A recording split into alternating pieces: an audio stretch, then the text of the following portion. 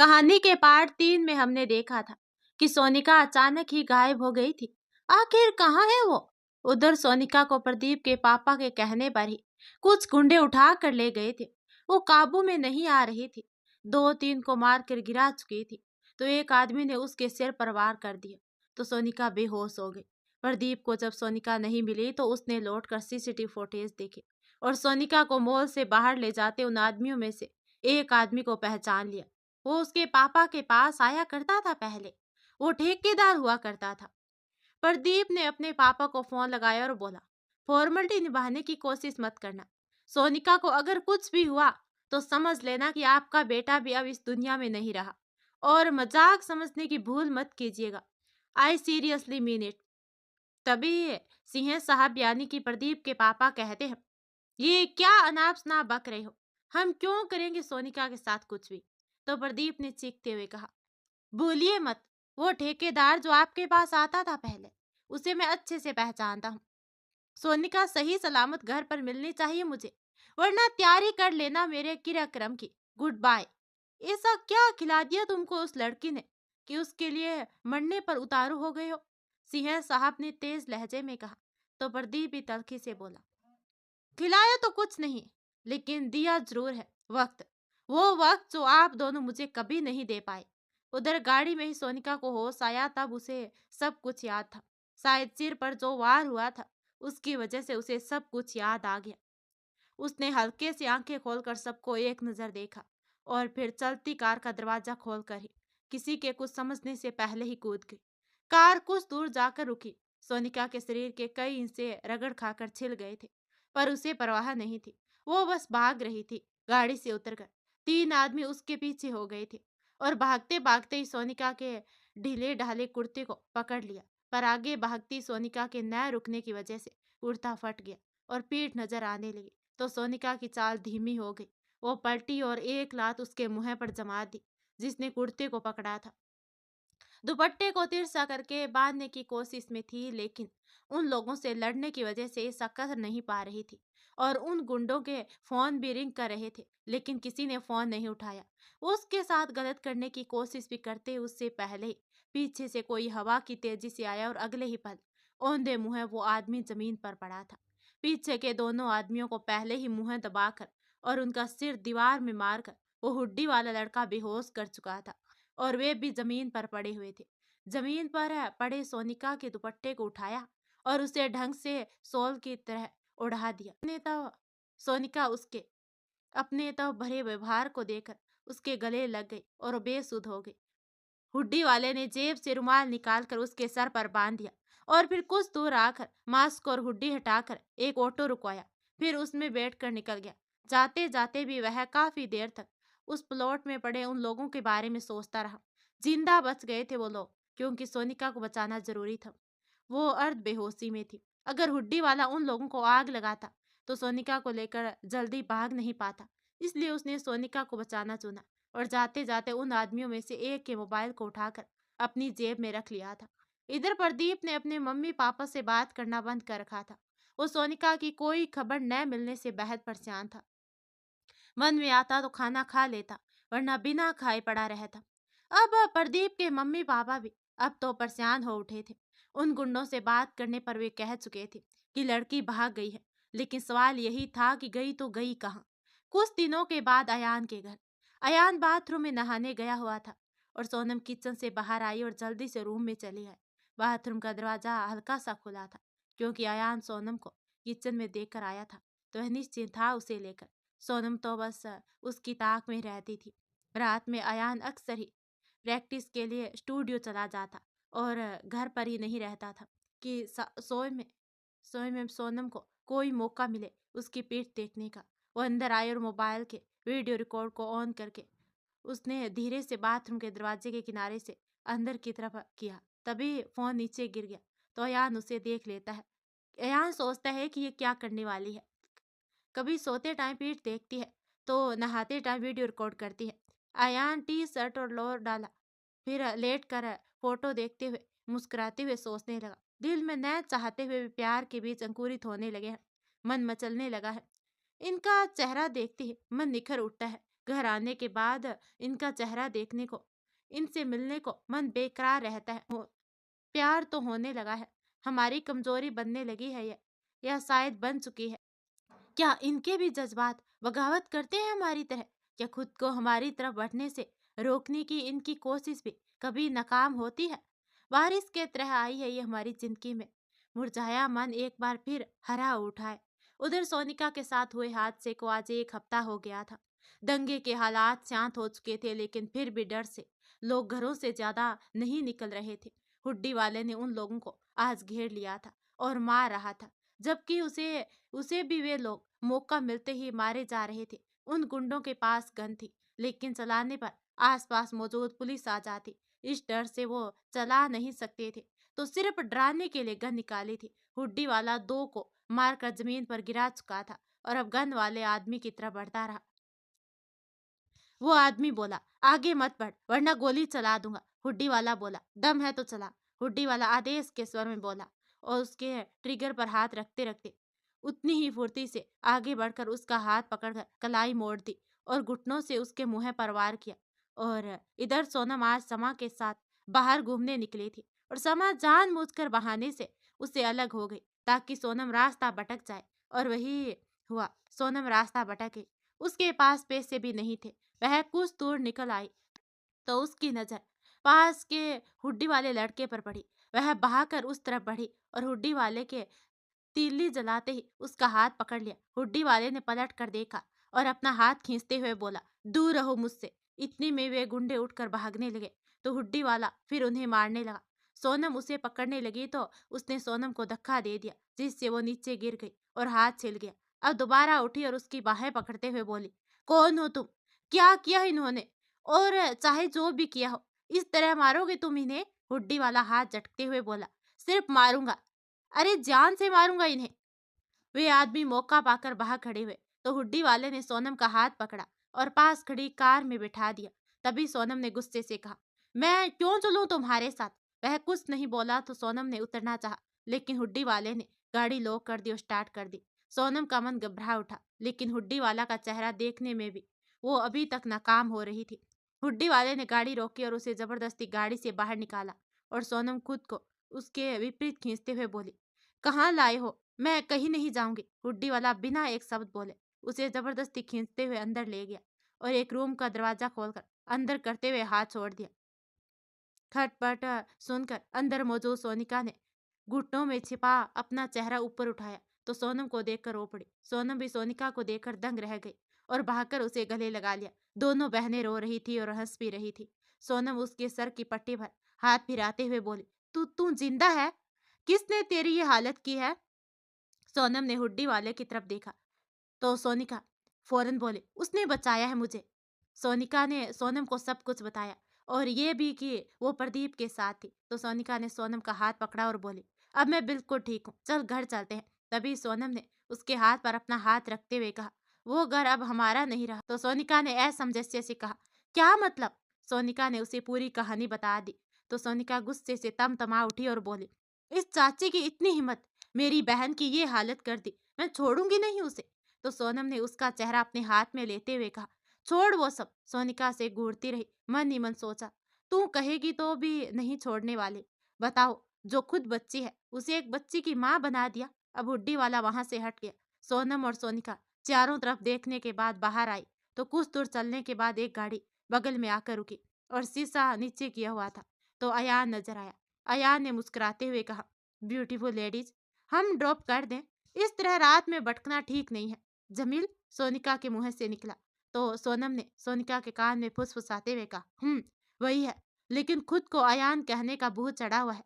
तभी सोनिका ने उसे देखते हुए कहा, मतलब पर्सनली जानती है उसे? तभी सोनम ने धीरे से कहा, जीजा है तेरा। सोनिका हैरान रह गई, फिर अगले ही पल मुस्कुराते हुए बोली, कांग्रेचुलेशन, कहती थी ना कि तुझे पसंद करता है। अयान ने हॉर्न बजाते हुए कहा, कानाफूसी तो गाड़ी में भी कर सकती हो। वह दोनों अंदर बैठ गए। सोनम सोनिका के साथ पीछे ही बैठी तो अयान ने मिरर सेट कर लिया और उसमें थोड़ी थोड़ी देर पर सोनम को देख लेता। सोनिका भी सोनम से बात कर रही थी, लेकिन बीच बीच में अयान को देख लेती। तभी अयान ने अब कहा, ये तो देखने से आपकी बहन लग रही है, लेकिन इस वक्त आप बाहर कैसे? तो सोनम कहती है, समा अपने साथ लाई थी, लेकिन फिर मैं रास्ता भटक गई। फोन और बैग समा के पास ही रह गया था, इसलिए फोन नहीं कर पाए। अयान थोड़ा गंभीर हो गया और समझ गया कि समा ने सब जानबूझकर किया है। अब अयान की कार जैसे ही पार्क हुई, घर में हलचल की आवाज सुनाई देने लगी। सोनम सोनिका पीछे थी और अयान आगे। चाची बोल रही थी, बताओ शरीफ खानदान की बहुएं इतनी रात कहीं घर से बाहर रहे, ये कहाँ ठीक लगता है। अकेली जाने कहाँ घूम रही है। अयान ने इसे इतनी आजादी देकर इसका मन बिगाड़ रखा है। तभी अयान ने अंदर एंट्री करते हुए कहा, अगर हम गलत नहीं हैं, तो हमारी बेगम के बारे में चर्चा चल रही है ना। तो चाची ने मुंह बनाते हुए कहा, तो और क्या करेंगे, तुम्हारी बेगम नित नए नए कारनामे जो करती है। अब अकेली रात में बाहर घूमने क्यों निकली भला। अब सोनम को दरवाजे पर देखकर उसकी बात अधूरी रह गई, तो यान मुस्कुराते हुए बोला, क्या छोटी अम्मी, कम से कम फोन करके हमसे पूछ लेती ना। हम ले गए थे इन्हें ड्राइव पर हम ले गए थे इन्हें ड्राइव पर। फिर इनकी सिस्टर मिल गई, तो बाहर ही खाना खाने लगे। इस चक्कर में लेट हो गई। आप हमेशा इनको लेकर मसला क्यों खड़ा करती है। अब सोनिका चाची और समा को घूर रही थी। समा ने मुंह पिचकाया तो सोनिका ने भी दोनों तरफ होठ टेढ़े कर दी। अब अयान रूम की तरफ बढ़ गया और सोनम और सोनिका भी पीछे पीछे हो गई। तभी अयान ने कहा, आप अपनी बहन को साइड वाले रूम में शिफ्ट कर दीजिए, कोई दिक्कत होगी तो आपसे बात करने में आसानी होगी। तभी सोनम ने झिझकते हुए कहा, आज आप घर पर रहेंगे तो मैं सोच रही थी कि मैं भी आज सोनिका के साथ ही रह लूं उसके कमरे में। अयान ने एक नजर सोनिका की तरफ देखा तो सोनिका बोली, मैं जरा वॉशरूम जाऊंगी, हाथ मुंह धो लूं।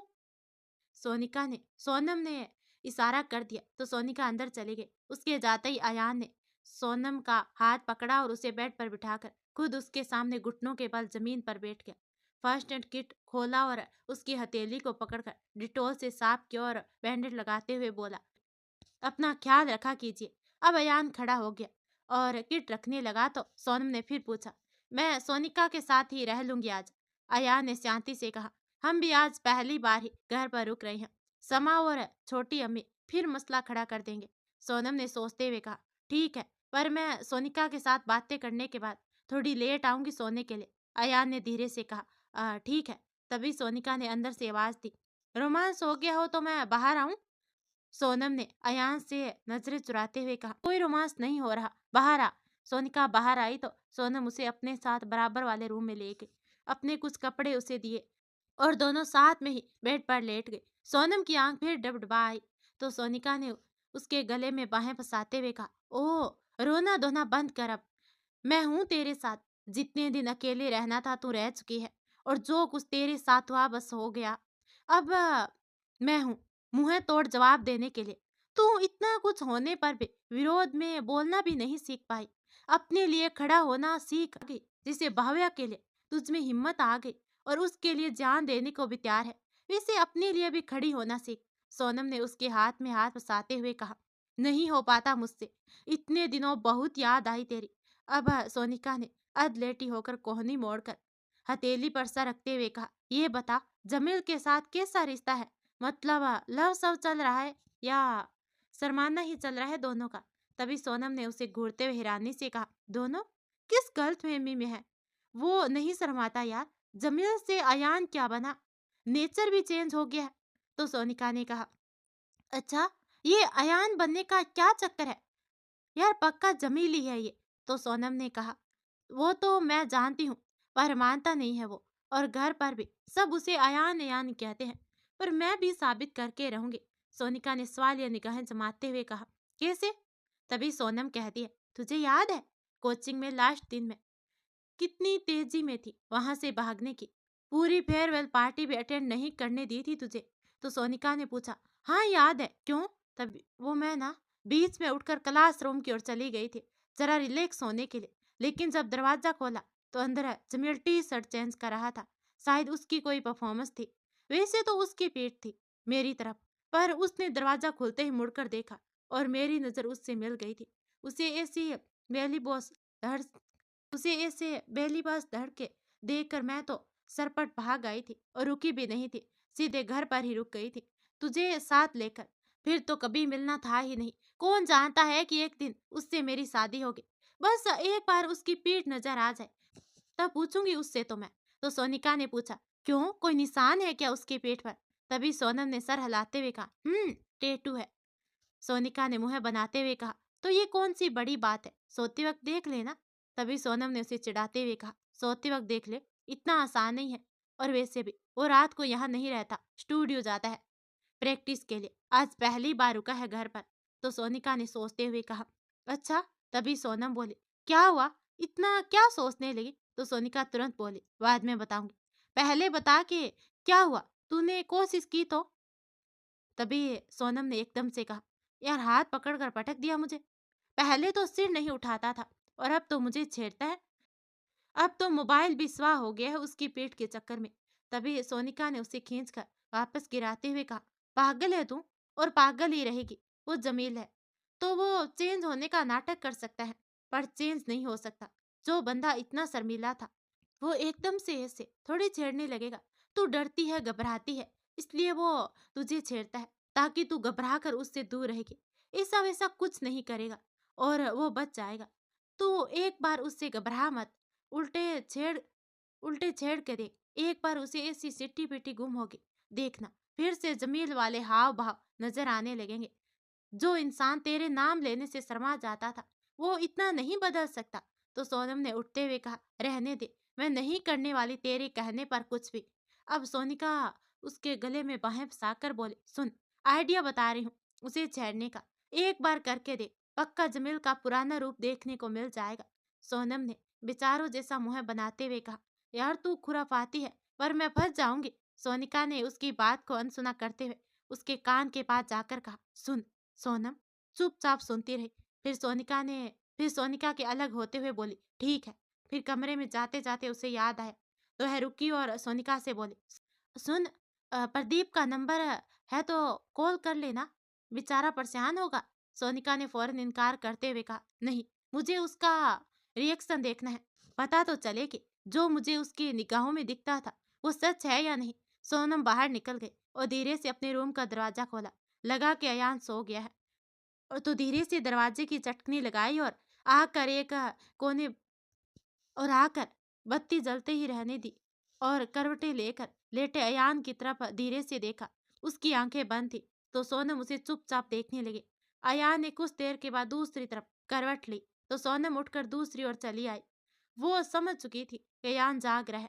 अयान ने फिर कुछ देर बाद दूसरी तरफ करवट ले ली और चादर में ही मुंह को ढक लिया। सोनम भी अपनी जगह पर चली आई और उसने भी चादर खींचकर उसके अंदर मुंह ढक लिया। तब अयान उठ गया और चादर खींचते हुए बोला, सो क्यों नहीं रही है आप, क्यों परेशान कर रही है? तभी सोनम ने भोला सा मुंह बनाकर कहा, मैं तो बस आपकी शक्ल देख रही हूँ, परेशान थोड़ी न कर रही हूँ। अयान ने जलाते हुए कहा, हमें नहीं पसंद घूरना, घूरना बंद करे और सो जाए। सोनम अब मुस्कुरा उठी। सच में सोनिका के ट्रिक से जमील वाली ये असहजता इस वक्त अयान के चेहरे पर नजर आ रही थी। अयान लेट गया तो सोनम भी लेट गई। अयान समझ गया था कि ये सब सोनिका का ही काम है, वरना सोनम में अभी तक इतनी हिम्मत नहीं थी इस तरह अयान को परेशान करे। सुबह नींद खुली तो अयान शर्ट के बटन बंद करता नजर आया। सोनम उसे देखने लगी तो वह जानबूझकर उसके करीब चला आया और बोला, क्या बात है, रात से आपके हाव भाव कुछ बदले बदले लग रहे हैं। उसकी करीबी से सोनम अंदर ही अंदर धड़कनों को बढ़ा हुआ महसूस कर रही थी, लेकिन सोनम की बात को याद करते हुए बाहर से सहज ही बनी रही। वह अयान के कॉलर सही करते हुए बोले, क्यों, बदलना नहीं चाहिए मुझे। अयान को उम्मीद नहीं थी कि सोनम उसे टच करेगी। वह उसका हाथ कॉलर से हटाने को हुआ तो सोनम ने उसके गले में बाहें डाली और बोली, क्या हुआ? अयान सच में उसकी इस हरकत से असहज हो रहा था। वो बोला, कुछ नहीं। सोनम उसकी असहजता को भांप रही थी तो जानबूझकर वह उसके गले में फंसाते हुए बोली, जमील हो आप, क्यों जुटला रहे हो इस बात को, बिल्कुल उसी तरह असहज हो रहे हो। अयान ने उसके हाथ हटाते हुए कहा, हम असहज नहीं होते, ज्यादा परेशान मत किया कीजिए, वरना क्या? सोनम ने उसकी बात काटते हुए कहा। अयान ने अब सीधे उसकी नजरों में देखा और फिर तुरंत नजर हटाकर जैसे ही हटने को हुआ, सोनम ने उसका हाथ पकड़ लिया और बोली, नजरें नजरें मिलने से, दिल धड़क उठने से घबराते हैं आप, क्योंकि आप जमील हैं। अयान अब उसकी बात पूरी होने से पहले अचानक ही पलटा और सोनम को पकड़कर खुद के करीब खींच लिया और झुककर उसके गाल को चूमते हुए बोला, हम नहीं घबराते किसी चीज से। सोनम तो सन्न रह गई और खुद अयान भी, क्योंकि सच तो यही था कि वो असहज था और खुद को सही साबित करने के लिए ये जरूरी था। सोनम ने थूक गटक लिया और खुद को अयान की गिरफ्त से छुड़ाना चाहा, तो अयान ने उसे छोड़ दिया और बोला, प्यास लगी है हमें।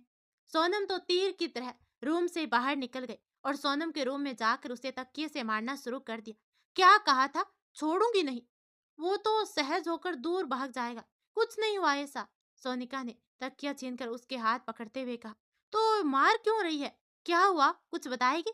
सोनम ने तकिए में अपना मुंह छुपाते हुए कहा, गाल चूम लिया मेरा तेरी वजह से। सोनिका हंसने लगी और बोली, तो क्या हुआ, हो जाता है कभी कभी दाव उल्टा।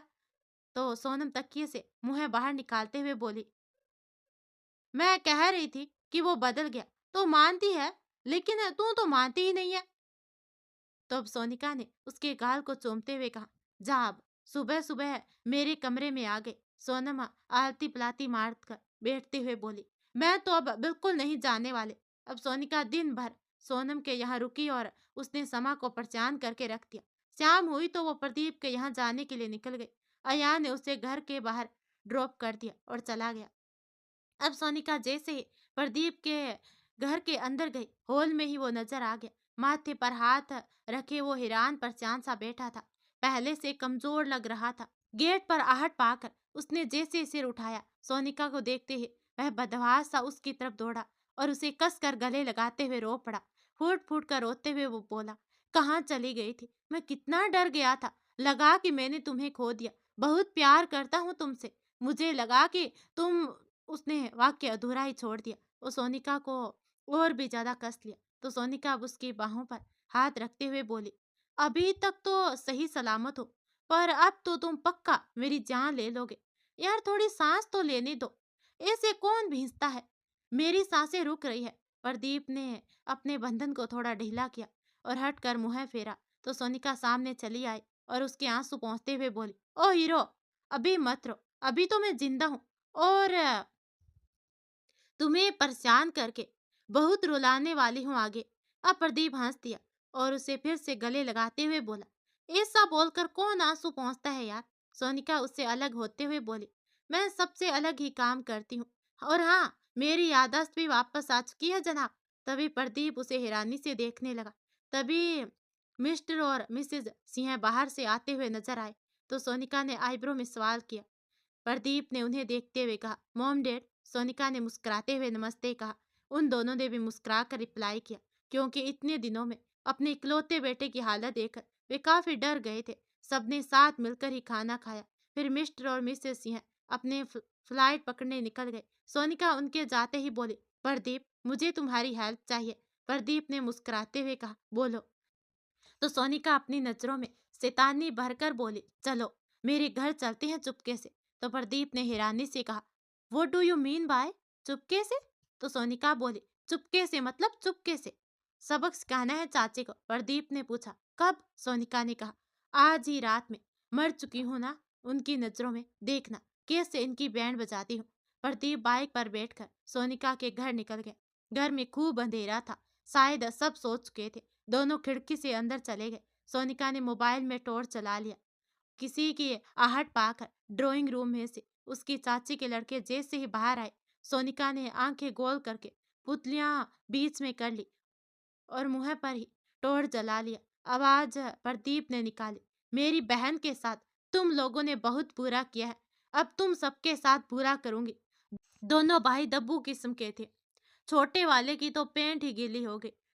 डर के कारण दोनों ने जैसे आंखें मीची और मम्मी मम्मी चिल्लाने लगे, तो सोनिका तुरंत गायब हो गई। बाल्टी में सिर्फ गोला और पूरे बरामदे में फर्श पर पानी फैला दिया। बेटों की आवाज सुनकर चाची के रूम से बाहर निकलते ही उनका पैर फिसल गया और वह धड़ाम से गिर पड़ी। वही हर्ष चाचा का भी हुआ। सोनिका और प्रदीप बारी बारी ठहाका लगाने लगे और बोले, अब ऐसे हादसे रोज होंगे, जब तक सोनम तुम लोगों को माफ ना कर दे तब तक। घर से उन सबकी बोलती बंद हो गई थी, लाइट भी नहीं जल रहे थे, क्योंकि अंदर आते वक्त सबसे पहले सोनम ने मेन बोर्ड से तार खींच दिए थे।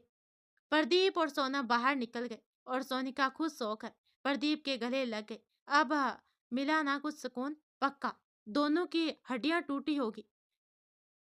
करें उनके बेटे सेवा। अब समझ में आएगा कि हम दोनों बेटियों की क्या वैल्यू थी, जिन्हें उन्होंने अपना दुश्मन और एक फालतू का सामान समझ लिया था। सोनम जितनी सेवा तो कोई कर ही नहीं सकता था। अब वे लोग घर लौट आए। रोज कुछ रोज के बाद रात में सोनिका छिपकर प्रदीप के साथ अपने घर की तरफ चली गई तो पता चला कि चाची के हाथ में फ्रैक्चर हो गया था और चाचा के पैर की हड्डी टूट गई थी। सोनिका के चेहरे पर अब संतोष के भाव थे। जली हुई रोटी सामने लिए बैठे थे और पश्चाताप कर रहे थे। सोनम को याद करते हुए अपने बड़े भाई साहब और भाभी से माफी मांग रहे थे। सोनिका चुपचाप प्रदीप के साथ बाहर निकल आई। अब दोनों शॉर्ट कर लेते हुए प्रदीप के घर की तरफ चले गए और इधर हुड्डी वाले को भीम का पता लग गया था और उसने बहाने से उससे मिलने के लिए बुलाया था। वो जब नियत स्थान पर पहुंचा तो कुछ पलों के बाद हुड्डी वाला ही चला आया।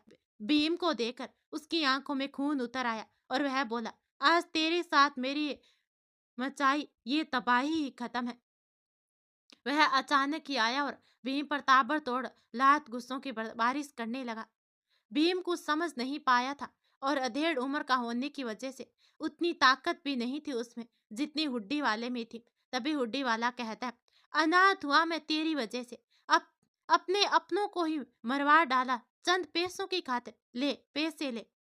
वह जेब से नोट निकालकर उसके मुंह पर फेंकते हुए बोला, खरीद के दिखा आज अपनी जिंदगी। इन पैसों से हुड्डी वाला आयान भीम को मारे जा रहा था और साथ ही साथ बरसों पुरानी याद में खो गया था। उस रोज गुम हो जाने के बाद वो सीढ़ियों पर बैठा रो रहा था। तभी दरवाजा खुला और एक औरत बाहर आई थी। उसने उसके आंसू पोंछे, रोने के कारण बहती हुई नाक को साफ किया और प्यार से सिर पर हाथ फेरते हुए नाम पूछा। अयान कुछ नहीं बोल पाया था। अब वो औरत उसे घर के अंदर ले गई थी और कुछ नया बता पाने की सूरत में गूंगा समझकर उसे रख लेना चाहा था। औलाद नहीं थी उनकी। काजी साहब ने उनकी बेगम के चेहरे की चमक देखकर मना नहीं किया और अयान वहीं रहने लगा। बेगम साहिबा ने सोचा था कि अगर उसकी औलाद होगी तो उसका नाम जमील रखेंगे, लेकिन कोई औलाद ही नहीं हुई और अब जब अयान मिला तो उन्होंने उसका नाम जमील रख दिया। उन लोगों के प्यार और अपनेपन को लेकर अयान धीरे धीरे सदमे से बाहर आने लगा था और नॉर्मल होकर बोलने लगा था, लेकिन बहुत कम।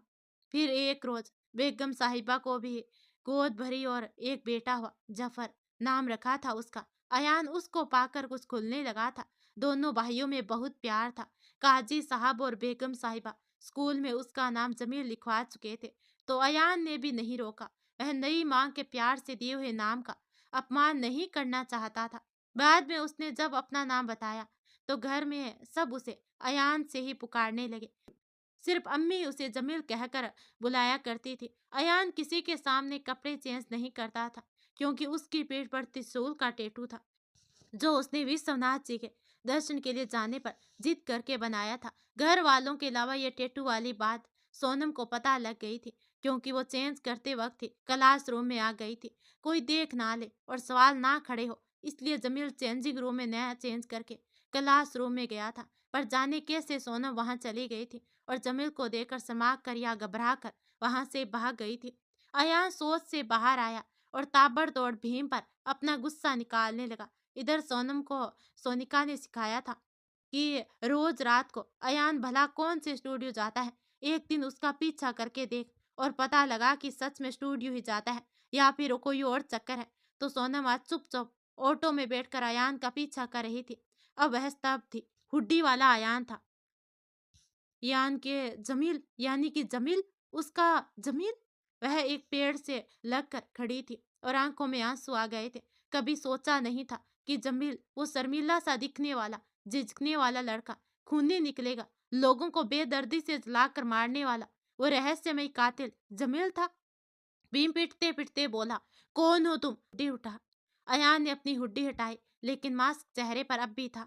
सिर्फ आंखें ही नजर आ रही थी। अयान बोला, देख इन आंखों को और इसमें भरे हुए बदले के जुनून को। याद आया कि ऐसी आंखें किसकी थी? संतोष पांडे मेरे पिता थे जिनको तूने मार डाला। अपने गुंडे भिजवा कर तभी अयान उसे मारते हुए बोला, 9 साल का बच्चा था तब मैं।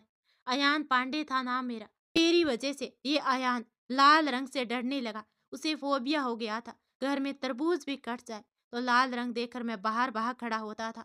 कोई नेल पॉलिश लगाकर कोई खाना बना दे तो मैं खाना नहीं खाता था। गूंगा हो गया था। ये अयान पांडे तुम्हारी वजह से। एक खाली बेख्याली में घर से निकला तो गुम हो गया। जिस घर के दरवाजे पर बैठकर रो रहा था वे बे औलाद थे। उन्होंने मुझे अपनाया, प्यार दिया और एक नया नाम भी दिया, जमील खान।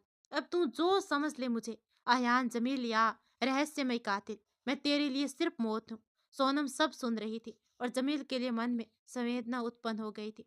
कोचिंग में जिस रोज उसने स्मिल के पेट पर टैटू देखा था तब से वो यही सोचती रहती थी कि मुसलमान होकर भी उसके पेट पर भगवान शंकर के त्रिशूल और डमरू का टैटू क्यों था।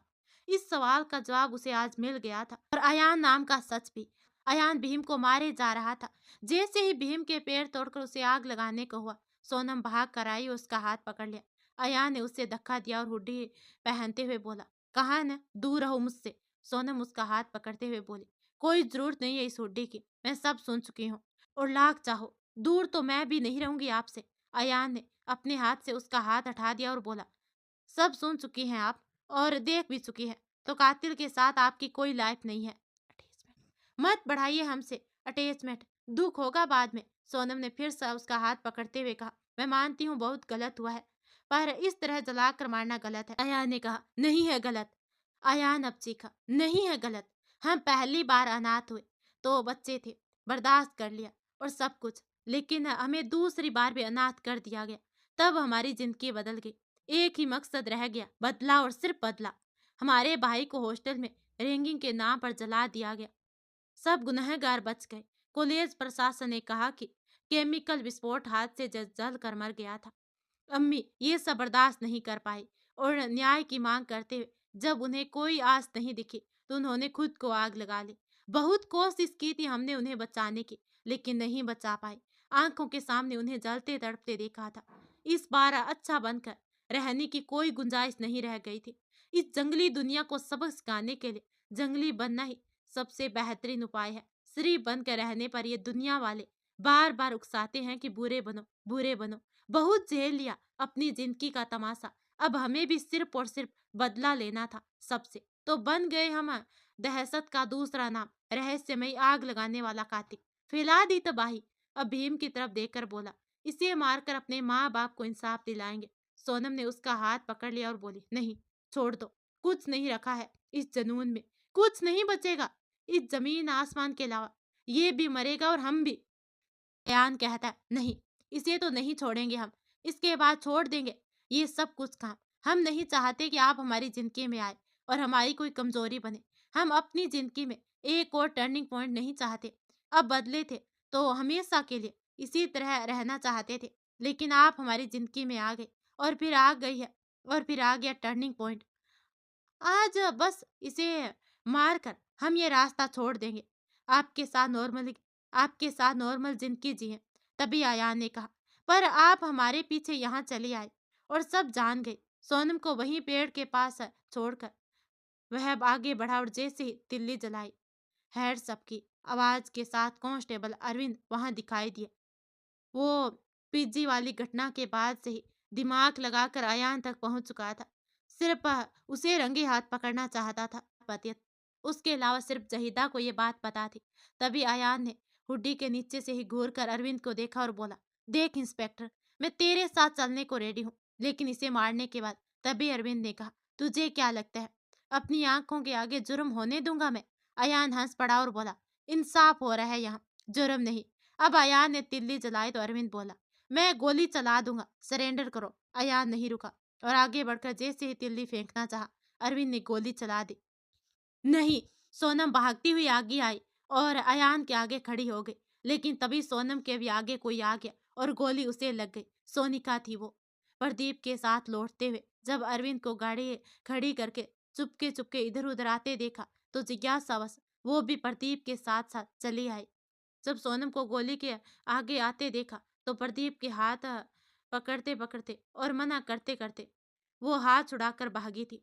सोनिका ने सोनिका के गिरते ही प्रदीप भागा और उसे बाहों में संभालते हुए रो पड़ा। सोनिका, नहीं, क्या कर दिया ये? अब सोनम अरविंद की तरफ भागी और उसे दोनों गालों पर बेतहासा थप्पड़ मारते मारते नीचे गिर पड़ी और बोली, जान से मार दूंगी तुम्हें। मेरी सोनिका को मार दिया तुमने, छीन लिया मुझसे मेरी सोनिका को, गोली चला दी उस पर। शोक सा खड़ा था। कहाँ तो उसने सपने देखे थे कि सोनम उससे प्यार करेगी। वही सोनम आज इतने सालों के बाद उसके सामने थी, पर उसे थप्पड़ मारकर अब उसके कदमों में पड़ी थी और सिर्फ नफरत थी उसकी निगाहों में अरविंद के लिए। अरविंद शोक सा खड़ा था तो अयान ने प्रदीप के कंधे पर थपथपाकर सोनिका को लेकर अपने पीछे आने को कहा और गाड़ी की तरफ भागा। प्रदीप सोनिका को उठाकर अयान के पीछे गया। सोनम ने भी उसके पीछे जाना चाहा, लेकिन अरविंद ने उसका हाथ पकड़ लिया। अरविंद ने गोली चलाते समय भी अयान ने तिल्ली फेंक ही दी थी और अयान की तिल्ली से भीम जल रहा था। अरविंद के हाथ पकड़ने से सोनम जल रही थी। इंतहा नफरत भरी निगाहों से वो अरविंद की ओर देखने लगी। मन सोनिका के लिए छटपटा रहा था और अरविंद ये इस तरह खामोश रहने से अयान के भविष्य को लेकर भी सशंकित थी। धड़कनें दोगुनी रफ्तार से चल रही थी। अयान और प्रदीप का ध्यान जल्दबाजी में सोनम की तरफ नहीं गया और वो सोनिका को लेकर हॉस्पिटल चले गए। अयान बचपन में हुए उस हादसे के बाद से खून देखकर घबराता था। बहुत संभाला उसने खुद को, इलाज भी करवाया था, लेकिन फिर भी पूरी तरह से वह होश में नहीं रह पाता था। खून देखकर उसका दिमाग चकराने लगता था। अब अंदर सोनिका का इलाज चल रहा था और वो लोग बाहर बेचैनी से घूम रहे थे। अरविंद भी कुछ देर के बाद अपने साथ सोनम को लेकर हॉस्पिटल आया। अयान तो पहले ही बाहर निकल गया था। हॉस्पिटल में रहना उससे बर्दाश्त नहीं हो रहा था। उस रोज के बाद सबकी जिंदगियां बदल गई। इलाज के बाद भी सोनिका होश में नहीं आई। वो कोमा में चली गई थी, ज्यादा ब्लीडिंग हो गई थी। अब प्रदीप सोनिका को लेकर टेंशन में रहता था। इस वजह से बिल्कुल ही शांत हो गया था और सोनम अयान से कट कर रहने लगी थी। अयान भी उसके सामने ज्यादा नहीं आता था। हिम्मत नहीं होती थी कि सोनम से कुछ बात करे। वो अयान को पूरी तरह अवॉइड कर रही थी। एक रोज अयान रूम में आया और चेंज करने के लिए शर्ट के बटन खोलने लगा तो सोनम ने कहा, मैं अब यहाँ नहीं रहना चाहती, मैं आपसे अलग होना चाहती हूँ। अयान के कानों को यकीन नहीं हुआ। उसने सोनम के सामने आते हुए कहा, क्या कहा? आखिर सोनम अयान से अलग क्यों होना चाहती है? ये जानेंगे हम कहानी के पार्ट 4 में। अगर आपको कहानी का अगला पार्ट सुनना है तो चैनल को सब्सक्राइब कर देना और वीडियो को लाइक भी कर देना। धन्यवाद।